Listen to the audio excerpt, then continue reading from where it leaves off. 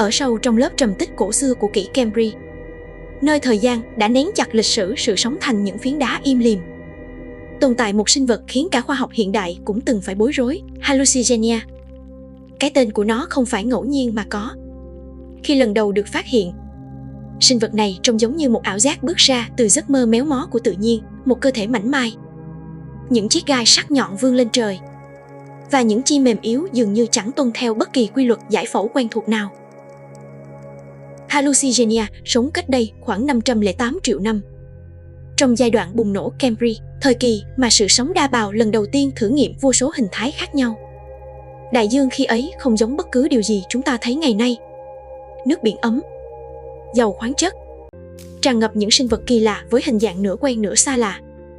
Trong thế giới đó, Hallucigenia không phải kẻ thống trị, cũng không phải quái vật khổng lồ, mà là một sinh vật nhỏ bé, dài chỉ khoảng 1 đến 5 cm, nhưng lại trở thành một trong những biểu tượng bí ẩn nhất của tiến hóa. Cơ thể Hallucigenia kéo dài như một sợi chỉ sống. Dọc theo lưng nó là 7 đến 9 chiếc gai cứng, nhọn như giáo, có thể là cấu trúc phòng thủ chống lại những kẻ săn mồi thời Cambrian như Anomalocaris. Phía đối diện, bên dưới thân, là những chi mềm, giống chân suông, dùng để bám và di chuyển chậm rãi trên đáy biển. Thế nhưng trong nhiều thập kỷ, các nhà khoa học đã hiểu ngược hoàn toàn.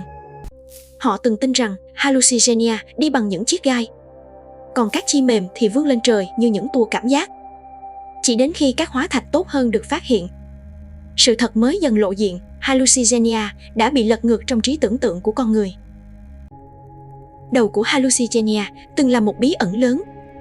Phải rất lâu sau, nhờ các mẫu hóa thạch tinh vi từ mỏ Burgess Shale, Canada và Chiên Giang, Trung Quốc, các nhà khoa học mới nhận ra rằng ở một đầu cơ thể có miệng hình vòng, được bao quanh bởi các răng nhỏ li ti. Điều này cho thấy Hallucigenia không phải kẻ săn mồi hung hãn, mà nhiều khả năng là động vật ăn lọc hoặc ăn mùn bã, gặm các sinh vật cực nhỏ, tảo hoặc chất hữu cơ bám trên đáy biển. Hallucigenia không sống đơn độc. Nó là một phần của cộng đồng sinh vật Cambrian phong phú, nơi mọi loài đều đang thử nghiệm những chiến lược sinh tồn khác nhau. Không có xương sống, không có vỏ cứng toàn thân, Hallucigenia dựa vào gai phòng thủ và lối sống kín đáo để tồn tại. Chuyển động của nó chậm chạp, từng bước bám đáy, tránh xa những dòng nước mạnh và ánh nhìn của kẻ săn mồi. Trong thế giới mà sự tiến hóa diễn ra với tốc độ chóng mặt, chỉ cần một sai lầm nhỏ cũng đủ để một loài biến mất mãi mãi. Về mặt tiến hóa, Hallucigenia giữ một vị trí đặc biệt. Ngày nay, đa số các nhà khoa học cho rằng nó có quan hệ họ hàng gần với nhóm Onychophora, những loài giun nhung hiện đại sống trong rừng ẩm. Điều này khiến Hallucigenia trở thành một mắt xích quan trọng giữa các sinh vật không xương sống nguyên thủy và các nhóm động vật phức tạp hơn sau này như chân khớp. Nó là bằng chứng sống, dù chỉ còn trong đá, cho thấy tiến hóa không đi theo một con đường thẳng, mà là một mê cung đầy thử nghiệm, sai lầm và những hình thái kỳ quặc bị đào thải theo thời gian. Hallucigenia sinh sản như thế nào vẫn là điều chưa ai chắc chắn. Không có hóa thạch trứng hay ấu trùng rõ ràng, nhưng nhiều khả năng nó sinh sản bằng cách đẻ trứng, giải phóng chúng vào môi trường nước biển, nơi ấu trùng trôi nổi trước khi bám xuống đáy. Tỷ lệ sống sót chắc chắn rất thấp, nhưng trong đại dương Cambrian rộng lớn, số lượng bù đắp cho rủi ro. Sự tuyệt chủng của Hallucigenia không phải là một thảm họa đột ngột. Khi kỷ Cambrian khép lại, môi trường đại dương dần thay đổi.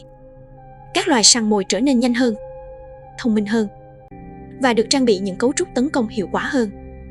Những sinh vật chậm chạp, ít linh hoạt như Hallucigenia dần bị loại khỏi cuộc đua sinh tồn. Nhưng sự biến mất của nó không vô nghĩa. Những đặc điểm sinh học của Hallucigenia đã góp phần đặt nền móng cho các nhánh tiến hóa sau này. Ngày nay, Hallucigenia không còn tồn tại ngoài đời thực, nhưng nó sống mãi trong các bảo tàng, trong trí tưởng tượng của con người, và trong chính lịch sử tiến hóa của sự sống trên trái đất. Nó nhắc nhở chúng ta rằng thiên nhiên từng thử nghiệm những hình thái vượt xa mọi khuôn mẫu quen thuộc. Không phải mọi sinh vật đều được thiết kế để tồn tại lâu dài, nhưng mỗi loài đều để lại một dấu vết, một chương nhỏ trong cuốn biên niên sử dài hàng tỷ năm của sự sống. Và khi nhìn vào hóa thạch Hallucigenia, nhỏ bé, gai góc và kỳ dị. Chúng ta không chỉ nhìn thấy một sinh vật đã tuyệt chủng, mà còn thấy bản chất thực sự của tiến hóa, táo bạo, hỗn loạn và đẹp đẽ theo một cách rất nguyên thủy.